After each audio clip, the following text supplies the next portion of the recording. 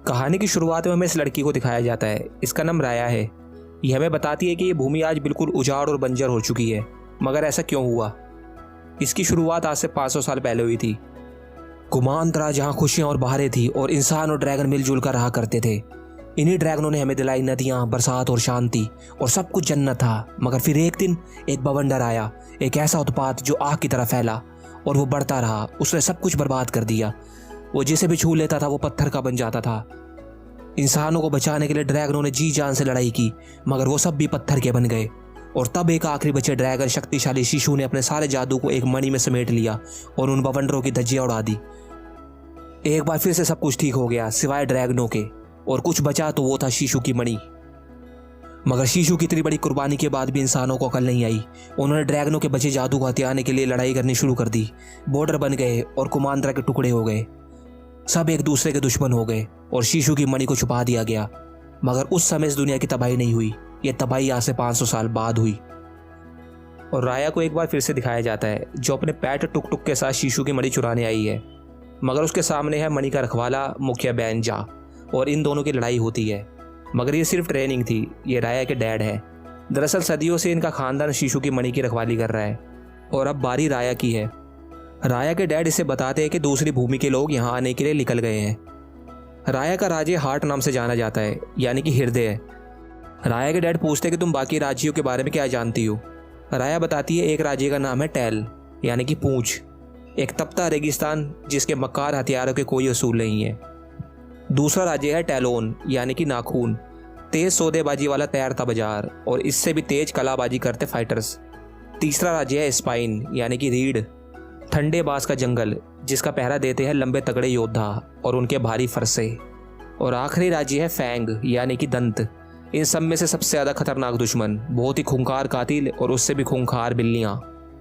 राया के डैड कहते हैं कि मैंने उन्हें खाने पर बुलाया है। वो हमें अपना दुश्मन इसलिए मानते हैं क्योंकि उन्हें लगता है कि शिशु ड्रैगन की मणि हमारे राज्य को खुशहाली देती है, मगर ऐसा नहीं है। बैंजा चाहते हैं कि एक बार फिर से सब राज्यों के बीच दोस्ती हो जाए और ये पूरा राज्य एक ही नाम से जाना जाए, कुमांद्रा। और सारे राज्य यहाँ पर आते हैं। बैंजा सबको एक होने की बात कहता है, मगर ये सब आपस में बहस करने लगते हैं। इतने में राया सबसे खाना खाने के बारे में पूछती है और दंत राज्य की इस लड़की से मिलती है जिसका नाम नमारी है। इसने गले में शिशु ड्रैगन का लॉकेट पहना है। इन दोनों के बीच दोस्ती हो जाती है। नमारी राया को कहती है कि तुम्हें पता है हमारे राज्य के लोग कहते हैं कि शिशु अब भी जिंदा है। बवंडरों को तबाह करने के बाद वो नदी में गिरी और बहती चली गई, और वो अब भी किसी नदी में सो रही है। मगर सैकड़ों नदियां हैं, कौन सी नदी में ये नहीं मालूम।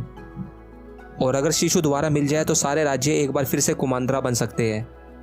और नमारी राया को गिफ्ट में अपना लॉकेट दे देती है। उसके बाद राया निमारी को शिशु की मणि दिखाने लाती है और नमारी राया को धोखा देती है। वो इस मणि तक ही पहुंचना चाहती थी।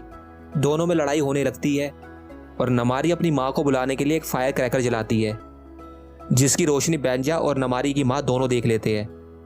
सारे राज्य मणि के पास आ जाते हैं, मगर बैंजा अभी भी उन सबको एक होने के लिए बोलता है, मगर कोई भी उसकी बात नहीं मानता। और वो मणि को एक दूसरे से छीनने लगते हैं, जिसके कारण मणि नीचे गिरकर टूट जाती है। मणि के टूटते ही एक बार फिर से बवंडर आ जाता है और सब मणि का एक एक टुकड़ा उठाकर वहां से भागने लगते हैं। बेंजा रेया को कहता है कि इस मणि में अभी भी रोशनी है, अभी भी उम्मीद है कि सब एक हो सकते हैं, तुम हार मत मानना। और बेंजा रेया की जान बचाने के लिए उसे नदी में फेंक देता है, क्योंकि बवंडर पानी में नहीं जा सकता, और बवंडर बेंजा को पत्थर का बना देता है। 6 साल बाद हमें पूंछ राज्य दिखाया जाता है, और यहीं से इस मूवी की शुरुआत हुई थी। मणि टूटने के बाद सब कुछ बंजर हो गया है। राया जिस पर सवारी कर रही थी वो उसका पुराना पेट टुक टुक है, और राया अब जवान हो चुकी है। तभी वहां बवंडर आ जाता है, मगर राया उसे मणि का टुकड़ा दिखाती है और बवंडर वहां से चला जाता है। राया आगे बढ़ती है और उसे एक टूटा हुआ जहाज मिलता है। दरअसल राया 6 साल से हर नदी में शिशु को ढूंढने की कोशिश कर रही है, मगर वो अभी तक कामयाब नहीं हुई, और यहाँ भी वो इसीलिए आई है। वो नमारी का दिया लॉकेट प्याले में रखती है और गाना गाकर शिशु को बुलाने लगती है। तभी पानी के बुलबुले बनते हैं और शिशु आ जाती है। मैंने सोचा था ये बहुत सीरियस ड्रैगन होगी, मगर ये तो बहुत मजाकिया है। खैर, और शिशु को लग रहा है ये अब भी 500 साल पहले की दुनिया में है। राया उसे सब कुछ बताती है, मगर शिशु कहती है मैंने दुनिया को बचाया जरूर था, मगर वो जादू मैंने नहीं किया था, वो सब मेरे भाई बहनों ने किया था। सब ड्रैगन्स में अपना अपना जादू होता है, मैं पानी की ड्रैगन हूँ। राया मणि का टुकड़ा शिशु को दे देती है और शिशु चमकने लगती है। ये शिशु की बहन का जादू है, यानी कि जादू अभी भी जिंदा है। और ये डिसाइड करते हैं कि सारे टूटे हुए टुकड़े इकट्ठा करेंगे और उन्हें जोड़ देंगे। ये काम शीशु ही कर सकती है। और यहाँ नमारी को दिखाया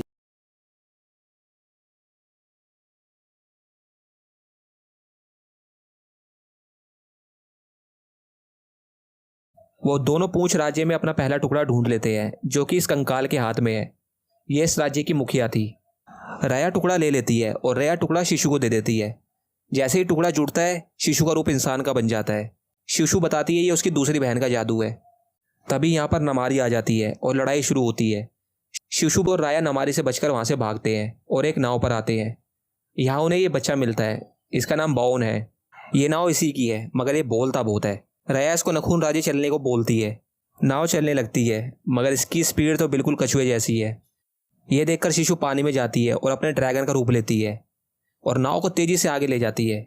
और राया और शीशु नाखून राज्य पहुंचते हैं। राया शीशु की सेफ्टी के लिए उसे नाव पर ही छोड़कर अपने टुक टुक के साथ आगे बढ़ती है, मगर ये ठग बच्ची अपने साथियों के साथ राया के मणि के टुकड़े चुरा लेती है। राया इनके पीछे भागती है और आखिरकार उसे मणि के टुकड़े मिल जाते हैं। राया यहाँ के मुखिया डैंग ही को ढूंढती हुई इस जगह पर आती है और उसको पता चलता है डैंग ही तो पत्थर का बन चुका है। और फूल बेचने वाला राया को बताता है वो मणि का टुकड़ा एक बुढ़िया के पास है जो बहुत शातिर है। और राया उस शातिर बुढ़िया को ढूंढकर उससे मणि का टुकड़ा छीन लेती है और टुकड़ा शीशु को दे देती है। जैसे ही वो टुकड़ा हाथ में लेती है, चारों तरफ कोहरा फैल जाता है, जो कि शीशु के भाई का जादू था। और ये उस बुढ़िया और उसके साथियों से बचकर वहां से निकलते हैं। और अगली मंजिल रीड राज्य है, मगर इस नाव पर वो बच्ची और उसके साथी भी है जिसने रेया के टुकड़े चुराए थे। रेया को इन पर तरस आ गया था, इसलिए वो इनको खाने के लिए यहाँ पर ले आई थी। और ये सब रीड राज्य की तरफ निकल पड़ते हैं और ये आखिरकार रीड पहुँचते हैं। मगर जैसे ही ये दरवाजे के बाहर आते हैं, वो जाल में फंस जाते हैं। और अंदर हमें इस बंदे को दिखाया जाता है। इसने ही इन्हें पकड़ा है। ये रीड का एक योद्धा है और इसका नाम टोंग है और इसके ही पास वो टुकड़ा है। मगर तभी वहाँ राया के साथी आ जाते हैं और राया को बचा लेते हैं। मगर बाहर नमारी अपने साथियों के साथ वहाँ आ चुकी है। राया इस बंदे से यहाँ से निकलने का दूसरा रास्ता पूछती है और प्लान बनाती है। और राया बाहर आकर नमारी को अकेले लड़ने की चुनौती देती है। लड़ाई शुरू होती है। नमारी राया पर भारी है। ये देखकर शीशु राया की हेल्प करती है और दंत की सेना को मार देती है, मगर वो नमारी को नहीं मारती। पता नहीं शीशु और नमारी को एक दूसरे की आंखों में क्या दिखा। उसके बाद ये सब नाव पर आ जाते हैं और टोंग शीशु को देखकर उनके सामने सर झुकाता है और उसे एक और मणि का टुकड़ा दे देता है।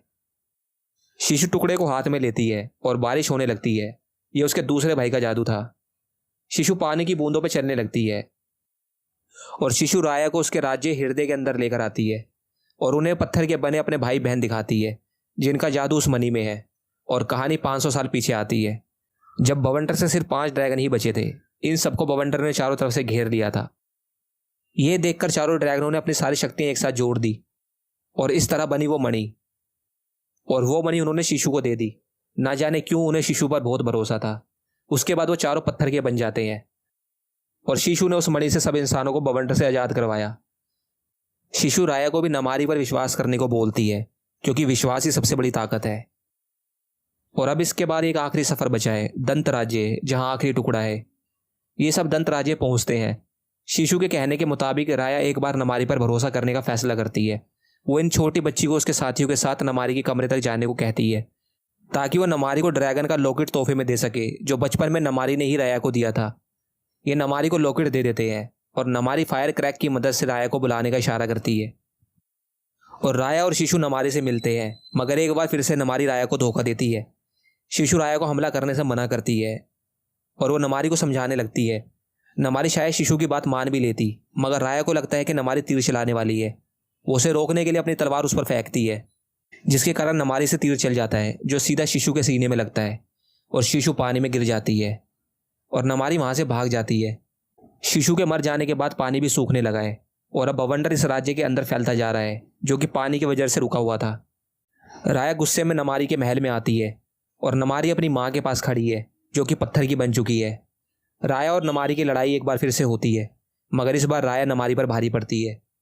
नमारी कहती है कि शीशु की मौत का कारण सिर्फ मैं नहीं, तुम भी हो। तुमने शीशु पर भरोसा नहीं किया, मगर शीशु मुझ पर भरोसा करती थी। तुम्हें मुझे मारना है तो मार दो, मगर मैं शीशु को मारना नहीं चाहती थी। यह सब तुम्हारी गलती है। राया को अफसोस हो रहा है। वो नमारी को जिंदा छोड़ देती है और वहाँ से चली जाती है और बवंडर से अपने साथियों को निकालने लगती है। मगर बवंडर उन्हें पत्थर का बनाने ही वाला होता है कि तभी नमारी वहाँ पर आ जाती है और मनी के टुकड़े से बवंडर को दूर करती है और राया के साथ ही सही सलामत वहाँ से निकल जाते हैं। मगर तभी सब कुछ टूटने लगता है और ये नीचे गिरते हैं। चारों तरफ बवंडर ही बवंडर है। तभी राया को शिशु की भरोसे वाली बात याद आती है। राया कहती है मुझे अपने अपने टुकड़े दो, हम उसे जोड़ सकते हैं। मगर ये कहते हैं शिशु जा चुकी है, अब ये मणि कभी नहीं जुड़ेगी। मगर राया कहती है कि हमें इसे जोड़ने के लिए जादू की नहीं बल्कि एक दूसरे पर भरोसे की ज़रूरत है। मगर नमारी पर किसी को भरोसा नहीं है। मगर राया नमारी पर भरोसा करती है और उसको अपना टुकड़ा दे देती है और बवंडर उसे पत्थर का बना देता है। ये देखकर बारी बारी सब नमारी पर भरोसा करने लगते हैं और अपने अपने टुकड़े नमारी को दे देते हैं और पत्थर के बन जाते हैं।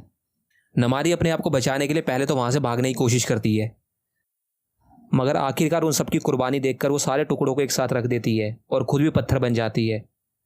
कुछ देर की खामोशी के बाद मनी से ज़बरदस्त रोशनी निकलती है और चारों तरफ फैलने लगती है। बवंडर का एक बार फिर से अंत होता है। बरसात शुरू होने लगती है और पहले रेया जिंदा होती है, उसके बाद सब ठीक होने लगते हैं। नदियाँ बहने लगती है, चारों तरफ बहारें ही बहारें हैं। खुशहाली एक बार फिर से लौट आई है और इस बार ड्रैगन्स भी लौट आए हैं और शिशु एक बार फिर से जीवित होती है और वो अपने परिवार से मिलती है। और उसके बाद वो रेया और बाकी सबसे आकर मिलती है और उन्हें गले लगाती है। सबको अपने अपने परिवार मिल गए। राया अपने राज्य वापस आती है और अपने डैड को देखती है। तभी शिशु और सारे राज्यों के लोग वहाँ पर आते हैं। अब ये सिर्फ एक राज्य है, कुमांद्रा। सब मिलजुल कर एक साथ रहने लगते हैं। अब सब कुछ ठीक हो चुका है। शिशु अपने भाई बहनों के साथ वहाँ से चली जाती है। इस कहानी से ये सीख मिलती है कि एकता और भरोसा ही इंसान को इंसान बनाता है। सब चाहते हैं कि दूसरे लोग उन पर भरोसा करें, मगर खुद किसी पर भरोसा करने को तैयार नहीं होते। साथ मांगने वाले को साथ देना भी पड़ता है। और यही होता है इस खूबसूरत मूवी का अंत।